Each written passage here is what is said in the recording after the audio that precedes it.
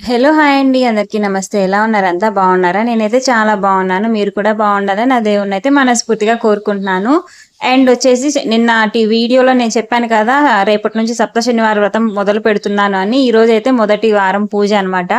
చాలా ప్రశాంతంగా మనసుకు నిండుగా చాలా హాయిగా అయితే పూజ అయితే జరిగిందనమాట.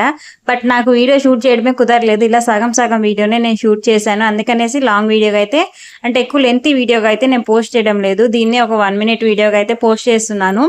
నేను గతంలో చేసిన వ్రతం కన్నా కూడా ఇప్పుడు ఇంకా మరీ గట్టిగా కఠినంగా అయితే చేస్తున్నాననమాట. ఇదివరకు నేను ఎప్పుడు ఉపవాసం ఉండలేదు వ్రతం చేసినప్పుడు.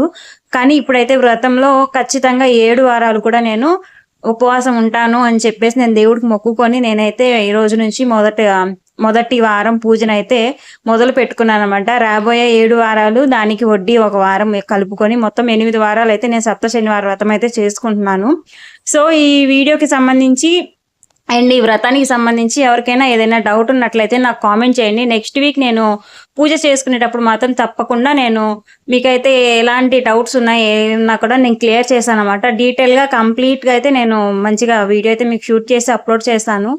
అండ్ ఇప్పుడు నా మనసులో ఉన్న కోరిక కూడా నెరవేరాలని చెప్పేసి మీరు కూడా ఆ దేవుడిని బ్లెస్ చేయండి. ఎందుకంటే ఆ దేవుడిపై నాకు నమ్మకం ఉంది. నేను కోరుకున్న ప్రతి కోరిక తీరుస్తాడని. నచ్చితే లైక్ చేసి ఛానెల్ సబ్స్క్రైబ్